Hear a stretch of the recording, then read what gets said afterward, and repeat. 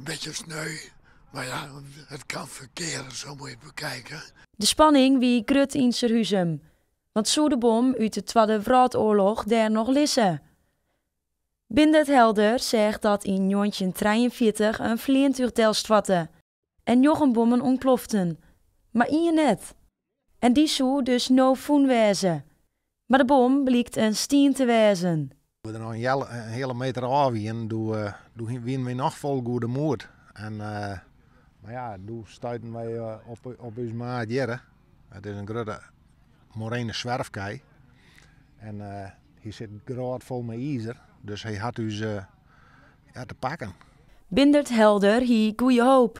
Maar wist Jip in zijn het dat het onderzoek naar de bom ek een orenuitkomst hakoe. Bert Veenstra heeft altijd gezegd, helemaal zeker is het niet. Dus het kan 2-3% is de kans dat het niet goed is.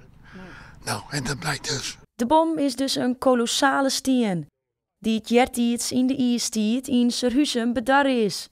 Een bijzonder verhaal. Dit is hier met de ijstijd kwam. Hij is in het Holocene, aan het begin van het Holocene er hier kwam.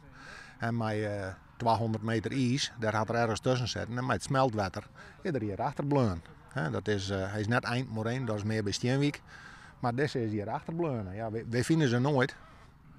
Maar deze, die leidt krek in de vluchtroute van de Sky Queen. Intussen gaat de ziektocht naar de bom gewoon terug. Want het exemplaar uit de Tweede Wereldoorlog moet toch ergens lissen. Ik had graag gewild dat hij het zou zijn. Voor Bert en ook voor mij. En van de bemanning, denk ik. Ja, die bemanning, ja, die is altijd in mijn gedachten gebleven natuurlijk. Met de doodsangst waar die jongens hebben uitgestaan. Ik doe aan het even één op één met Bindert. Dan gaan we er even van zetten. En dan maakt hij weer een nice snoord plan. Wat je op je aan het over net. Nee, dat over net.